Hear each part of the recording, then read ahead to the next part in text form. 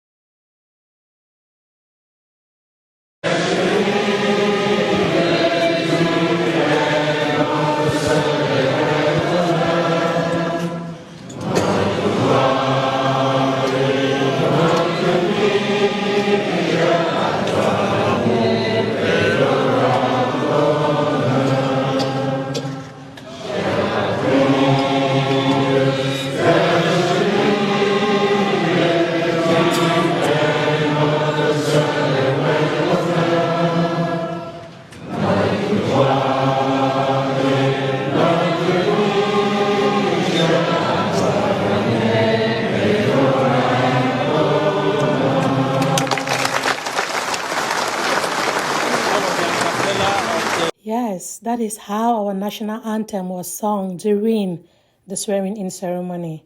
This just tells you how unreal this thing is. The English verse of the anthem was completely ignored. I could hear some people trying to shout out in English, but it was surprised, of course, by the French version. Look at Joshua Ossi. He's standing there. His mouth is locked. He's not even singing. This is just to tell you that this does not feel real. Yep, that was the anthem singing. Now listen to the swearing in itself. Vous engagez-vous sur l'honneur à remplir loyalement les fonctions que le peuple vous a confiées et jurez-vous solennellement devant Dieu et devant les hommes de consacrer toutes vos forces à conserver, protéger et défendre la Constitution et les lois de la République du Cameroun, à veiller au bien général de la nation, à soutenir et défendre l'unité, l'intégrité et l'indépendance de la patrie camerounaise. I do so swear.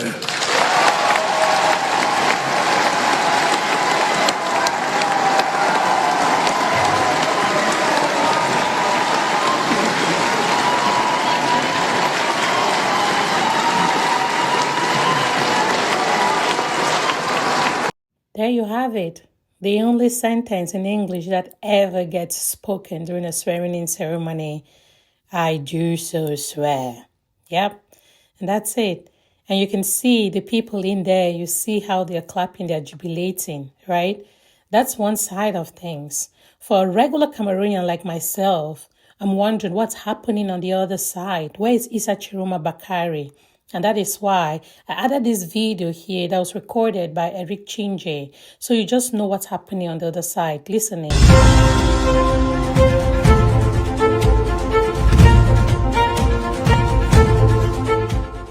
And so the question is, why am I coming out today? I mean, for a whole variety of reasons. First, I've just had a meeting with the president-elect, and I was quite impressed with how well he looks, how determined he is, to help get Cameroon back on the right track, with how much he's looking forward to being installed in office and to get to work for the Cameroonian people. So yes, that's why I came out of that meeting and eager to say something about not only the meeting but also how we see the future. You wanted to know if the intent is not to disrupt what Mr. Biya is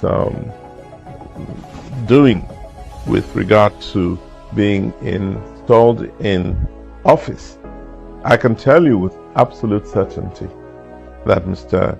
Issa Tchiroma Bakary, the president-elect, is not concerned with that. His concern now is to get Cameroon back on track. He is concerned with the obvious rupture that has to take place and the need for him to get going again, to get this country back to where it should be.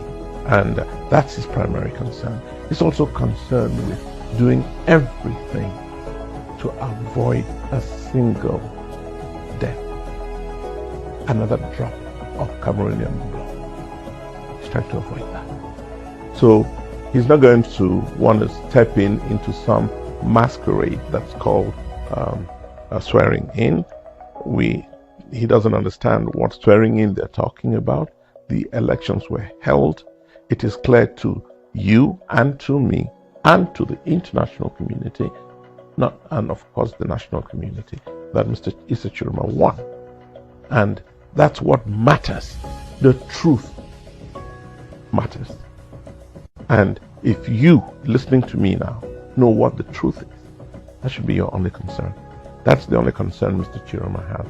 And he's looking forward to organizing himself. He's talking to lawyers, to the political people who know how these things work, and to legislators. And he's looking at the convenient time when he's fully organized to get back to work with a team that he's also in the process of putting together. So I don't, it certainly has nothing to do with Mr. Biya, who, by the way, Mr. Tchiroma respects. He's worked with him. But he knows that Mr. Biya's time is up.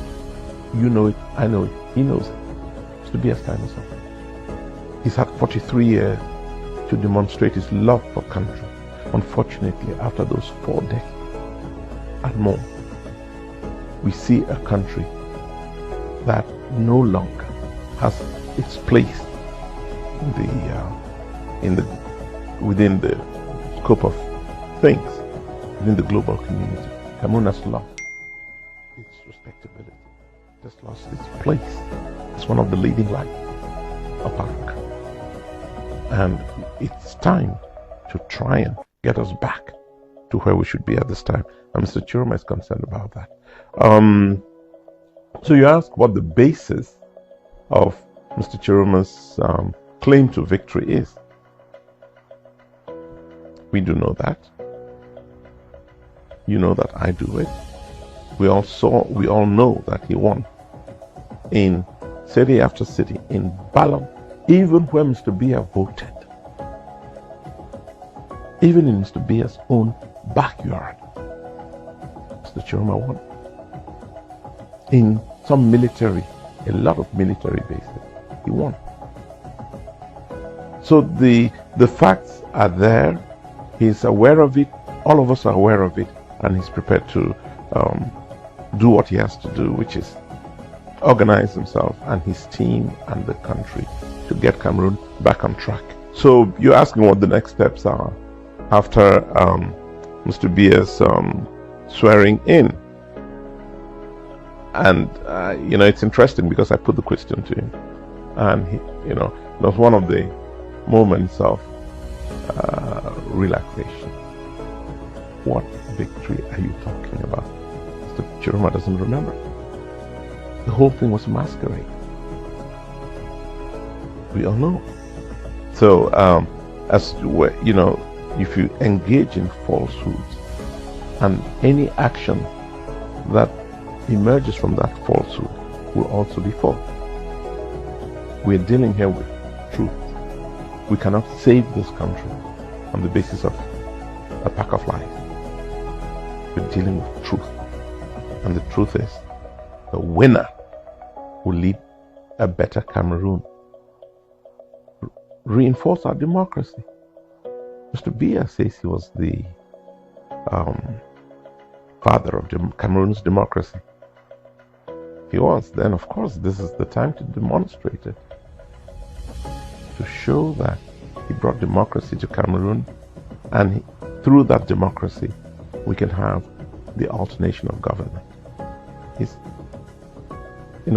Then he would have left this country through the high road. He would have taken the high road, and that's what we want him. We're hoping he does. So you're concerned about why the need to be serious and how about the next steps after the swearing in. And I told you, that this was a charade, and I invite you to reflect with me. How in the world could the CPDM and Mr. Biya, who declared war against folks in the Northwest and Southwest, declared war? It is true that some people wanted to secede from the country. You would have thought they would have sat down to discuss why people wanted to secede and what needed to be done. No, on the contrary, a political problem was being resolved through military means. And as a result, a lot of people died. A lot of people ran into exile. And a lot of people are in internal displacement. The internally displaced in Cameroon. And there are millions, hundreds of thousands who left for Nigeria and other surrounding countries. That's the problem. And then to come around in 2025 and tell us that these two regions, the Northwest and the Southwest regions, voted massively for Mr. Biya. If you think that's true, then you've got another thing to do. So how could I give the example I like to give of Batibo, where it is claimed the CPDM got 48,000 or 4,800 votes, Mr. Biya. 4,800 plus votes. How could it be? Batibo could not even bring out, I asked. They said Batibo could not even bring out, the number I was given was 200. But they can't bring out 1,000 people. How do you get 4,000 plus votes when 1,000 people could not come out to vote? See, these are the inequities in what came out from these elections. And that's why everything, and the world was watching closely. The world was watching closely. That's why the whole process was ridiculed everywhere. And we're saying, even where it was ridiculed, it was clear who had won. And Mr. Tchiroma is now in the process of preparing to be sworn in. And he wants to do it in the most peaceful way possible. He's very concerned by the fact that there's been an attempt to use guns to legitimate an election because the ballot box was insufficient to keep some people in power. And because they opted for guns instead of ballots, some people died.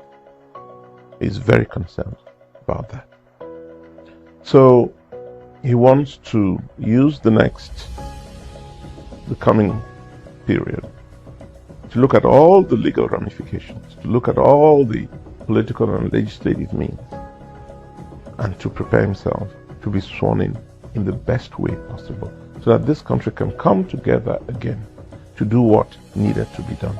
After 43 years in power, look at what should have been the flower of the Biya system, Yaoundé. capital city. There's a minister who said he doesn't see potholes in Yaoundé. He doesn't see garbage collected in streets across the city. A minister in government said that. Obviously, he isn't looking, or he's driving in areas that have nothing to do with where you and I go. Now, Yaoundé is one of the least developed capitals in Africa today. That should have been the city on the hill, the shining city on the hill, that would set the tone and example for the rest of the Cameroonian nation and its economy. On the contrary, we come into a city that has no lights, a city that has no roads, a city where water is not guaranteed, pipe-borne water, a city where you see graduates on motorbike, not engaged in seriously productive activity, a city where joblessness is the fate of youth. So, and what is true in Yaoundé is true across the country. Mr. Issa Tchiroma Bakary wants to change that. He wants to turn that around. He wants a nation that creates jobs for its youth. He wants a nation where the economy rebounds and becomes the economy that many of us, those in my age group, knew about Cameroon. One of the fastest growing economies on the continent. It once was the case. Why? Because we've got the resources. All we need are leaders who do not think primarily about themselves, but think about the Commonwealth. Think about the global good. That's who we want. If Mr. Tchiroma comes and continues the same game, of course Cameroonians will throw him out. But he's coming to rebuild our democracy, the same democracy that Mr. Biya prides himself in having brought to Cameroon. This is the time to strengthen that democracy. The president, Mr. Biya, leaves. There's a peaceful handover, and a new government comes in with new ideas on how to rebuild the country. That's what we're talking about. So we're looking forward to this. Mr. Tchiroma is looking forward to this, and I hope that we all will live to see in a very short time the profound transformation that will take place in Cameroon. And I think with that, a new dawn would have come to the country. And I hope, he wanted me to, when we spoke, he wanted me to reassure everybody that he's strong, determined, ready to go to set the pace and the stage for a whole new Cameroon to emerge. That's why I left him very happily. Yep, we've all listened to Eric Chinje talk. It means that something is cooking on the other side. For a lay Cameroonian like me, and many of you who happen to watch my channel, we sit here and we hope, right? We saw the elections come through. We saw all the rigging that took place. We saw all the evidence that these elections were not free and fair, and all the manipulations that took place. And we are sitting and wondering, like, hey, will this be called out? And today, we sat and we experienced the swearing in of President Paul Biya, right? That is who he is now in Cameroon. But then, what is happening on the other side? Where is Issa Tchiroma Bakary? And that is why when I saw this video by Eric Chinje, I was like, okay, no, let's bring this in to this episode today. We have listened to Eric Chinje talk. Apparently, Mr. Issa Tchiroma Bakary, together with his own team, they are working on something. It means they have not given up the fight, because someone like me, the reason I would cheer Issa Tchiroma Bakary is because I was convinced by the numbers. I was convinced by the numbers that were put out by the people at the polling stations. And the numbers that came at the end by the Constitutional Council are not numbers that I believe in, because we saw that some of those numbers were clearly, outstandingly wrong based on the cities, the polling stations that the numbers came from. So that is my ground. That is one of the grounds that I say these elections were not free and fair, because we all saw that even though these things were not looked into. These things were just ignored, and the Constitutional Council went ahead and did what they did. So today, Biya has been sworn in. We are waiting to hear on what happens on the side of Issa Tchiroma Bakary. I am not sitting here to say that I have any background information. As you can see, I am scouting information. I was looking at CRTV and I saw the swearing-in ceremony. That's where you saw the national anthem singing. That pisses the heck out of me, because in a country like Cameroon, our national anthem should not sound like that. And even the way they sung it, and the English part was completely ignored. As I said earlier on, you could hear some people trying to bring in the land of promise thing, and it was just overshadowed by the whole French version. You see people like Joshua O.C. sitting in there, his mouth is glued. And you ask yourself, what is happening in that space? And we all know, as Eric Chinje calls it, it's a masquerade, right? But it is a masquerade that is moving on. That is my concern. It is a masquerade, but it is moving on. They're doing stuff. Now, we've heard that Issa Tchiroma Bakary is working on something. What is this going to be? I cannot tell you that I know. And that is why I brought in both videos in here, so we can also just listen to it, okay? This is where the average Cameroonian's mindset is. Swearing in has taken place. Issa Tchiroma says he's working on something in the background. We are standing in, I don't even want to call this a time bomb, but we are standing in a place of confusion. We don't know what to expect.